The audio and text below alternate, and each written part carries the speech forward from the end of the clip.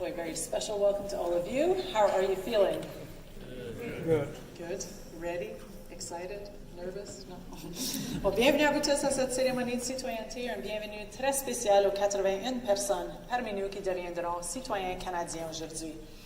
I want to begin the ceremony by acknowledging that it's taking place on Treaty 1 land, on the traditional territory of the Cree, Ojibwe, and Dakota nations, and the homeland of the Métis Nation. You know, Indigenous peoples were the first peoples here in Canada, and it's important that we honor the shared history of Indigenous and non-Indigenous people in this country, and that we all build an understanding of how that shared history has shaped our present. This is especially important now as all Canadians are moving forward on the path to reconciliation. This is a word I hope you've all heard before. Reconciliation, yes? Does anyone know what it means? Well, Senator Murray Sinclair, who was the chair of the Truth and Reconciliation Commission, he said this about it. He said, reconciliation turns on a very simple concept, which is, I want to be your friend and I want you to be my friend.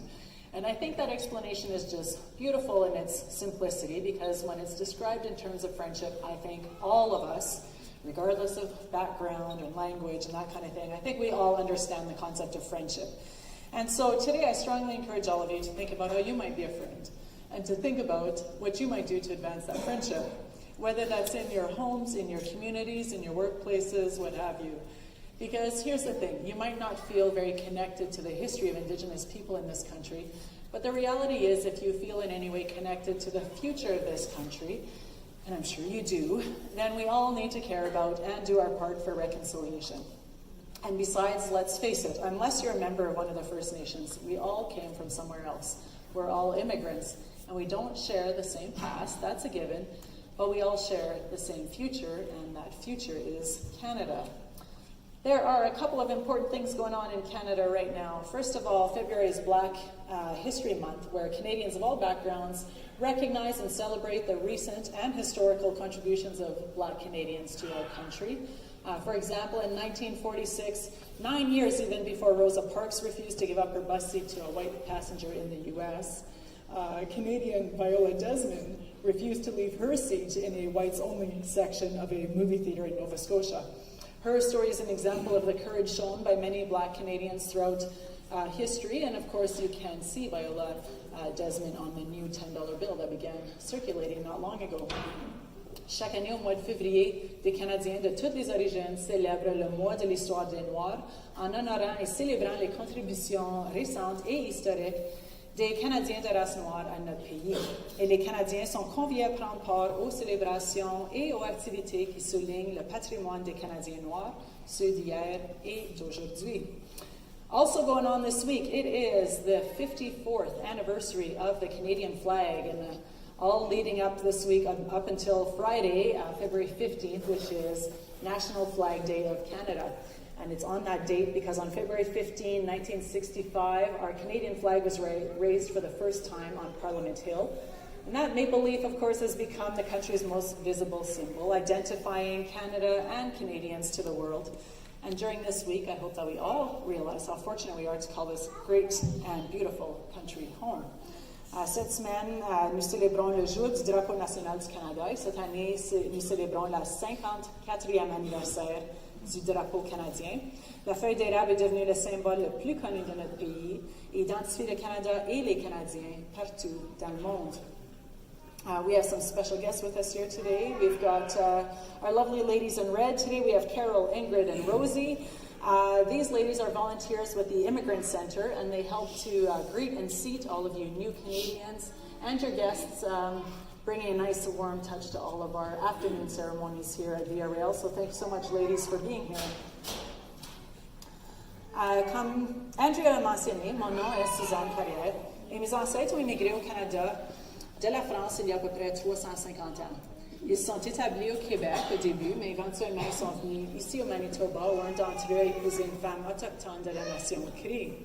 So my ancestors made their way from France to Canada about 350 years ago, where at first they settled in Quebec, but eventually they made their way here to Manitoba, where one of them married a woman from the Cree Nation.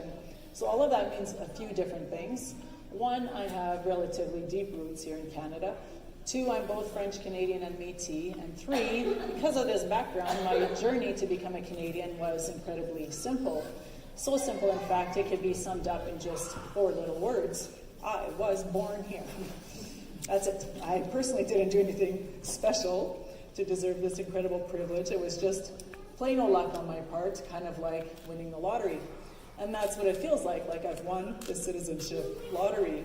But just because it was easy for me does not mean that I take it for granted. In fact, every day of my life, I feel incredibly grateful to be a Canadian. But for 81 of you here today, your journeys have not been quite so simple. You've had to work hard, you've had to study hard. You've had to adjust to a new culture, a new climate, you've had to make new friends. Many of you have had to learn a new language. And all of you have had to make a new home in an unfamiliar country. All of that takes courage and it takes perseverance.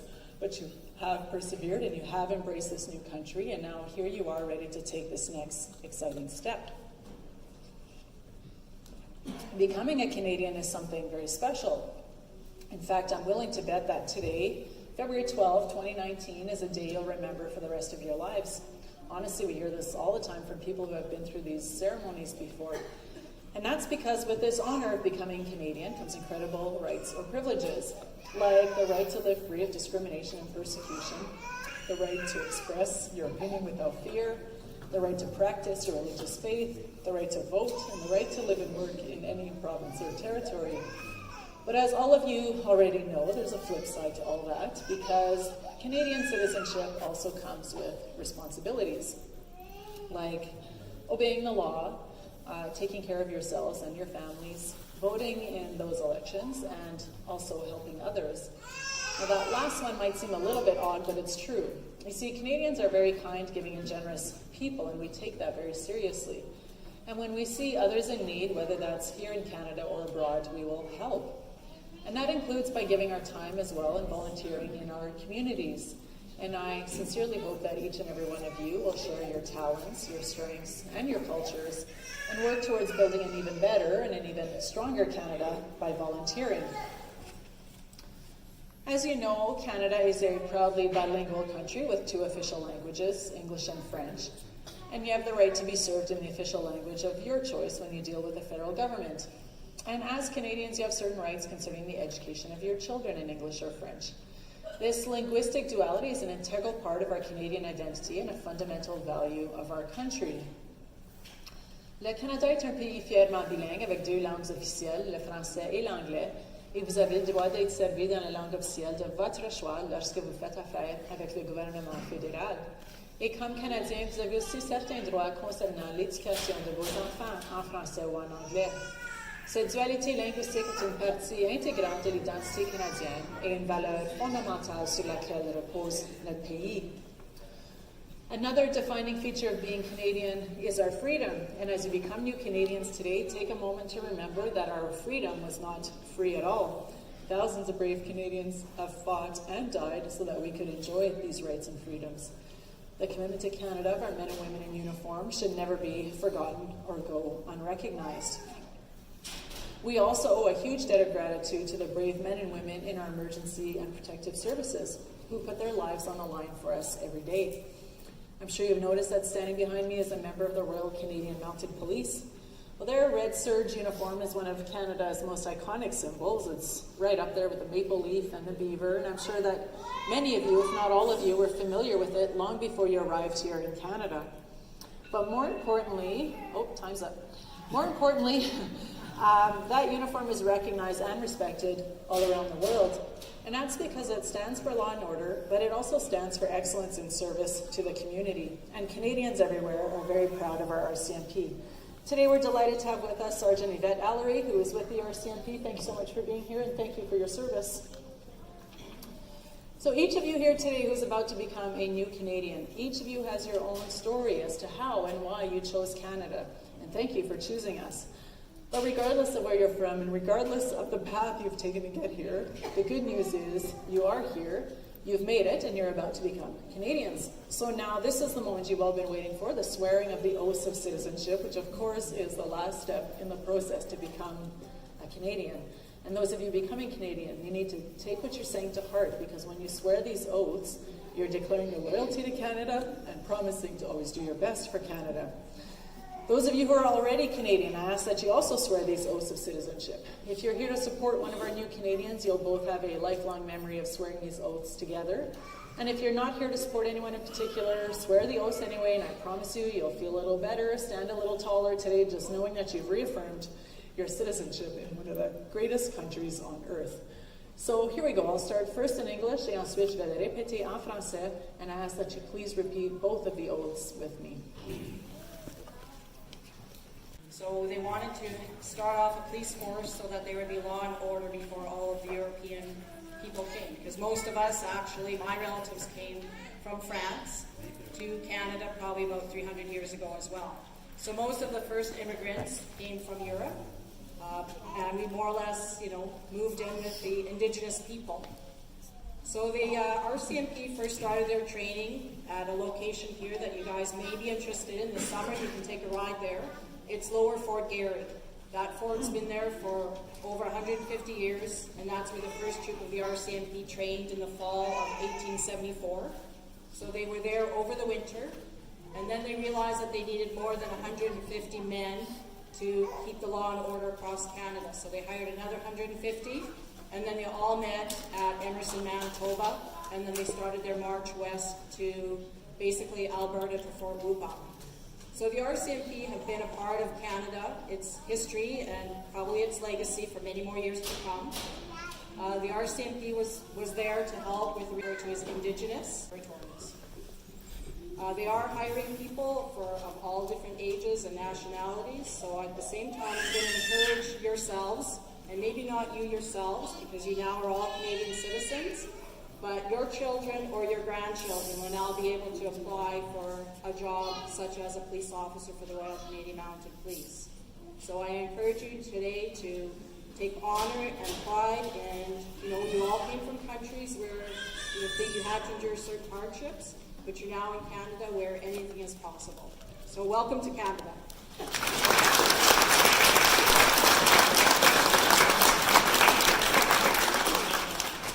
Thank you so much for that. We'd now like to hear from some of you, all of you, when you received your invitations to come to the ceremony today. There was a document included in your invitation that had a sentence on it that reads, "To me, becoming a Canadian citizen means ... and you could fill in the blanks. Many of you have done so and have submitted them to us. Thank you so much. We love and read and appreciate every single one we get. A few of you have volunteered to come up and to read your statement, and we love that even more. So here we go. Let's call up a few people. I'd first like to call up Neil Jutiz, please, to come say a few words.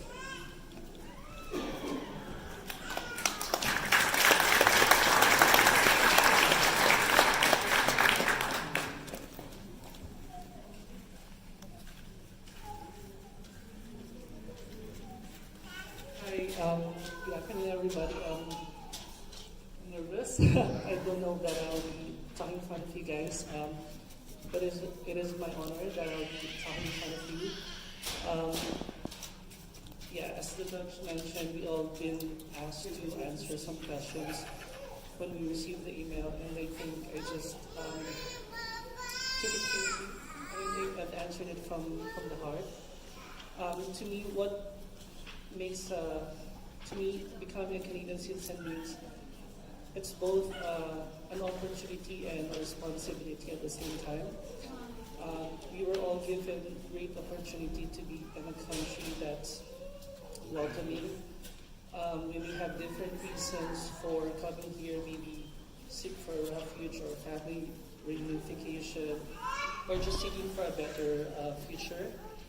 But also I would like to remind everyone that comes with this opportunity is a responsibility. We all applied and we have certain qualities that I think Canada saw in us that would help with the sustenance and growth of Canada. So I think we have a duty to give back to Canada. I think that's everything. Good afternoon.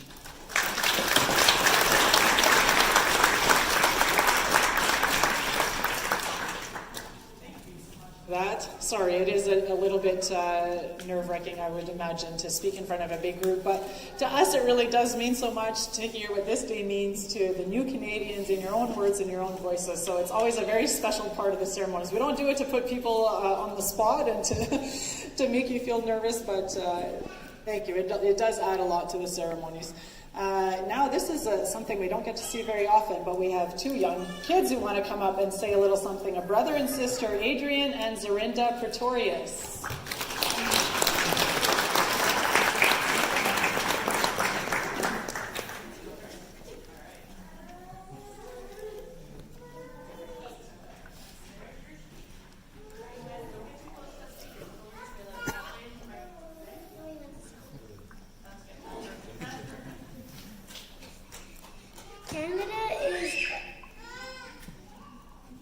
Canada is a very special place. Some people want to go to Canada, but they can't.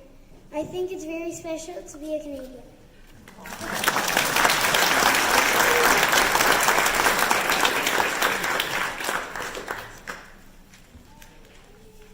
It's an honor to be a Canadian citizen. Not everyone can be a Canadian. Getting to go to cool places with our Canadian passport will be so much fun. I can vote and get a job legally when I'm 18, and I'm committed to Canada and can sing I can sing "Oh Canada" with the real meaning. Canada has amazing peacekeepers and other people who help us in our land that protect us too. It also helps other places like Africa. The peacekeepers help with less crimes, so it's a special and safe place. Plus we get more delicious beaver tails for us.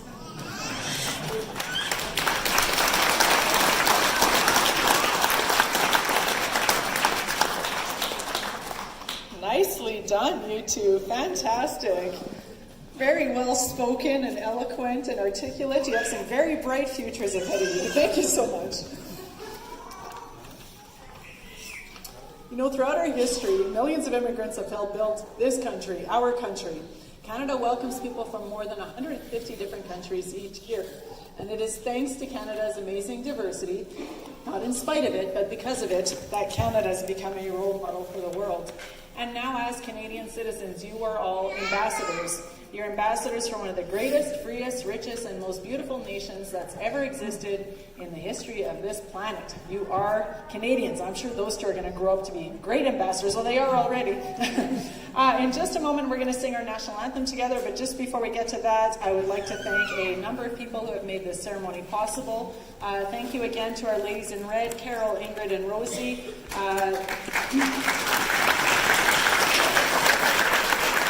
Sergeant Yvette Allery from the RCMP. Assisting the clerk today, we have Bob, Kirby, and Debbie. These are some of the citizenship officers that process your applications, they administer your tests, they prepare these ceremonies, and get you all the way to this point where you can now all call yourselves Canadian. And the one person who does all of that, plus who brought this ceremony together, that's the clerk of this ceremony, Andrea Harris. So thank you to all of you.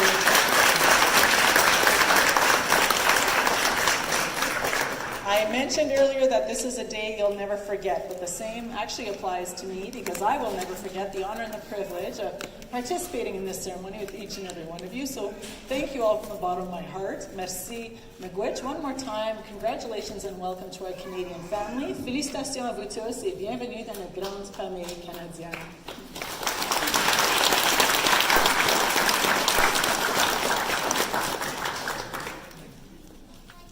Please stand for the singing of our national anthem. We will be singing a bilingual version, but you may choose to sing in English or French or bilingually. The words to "O Canada" are printed in the program.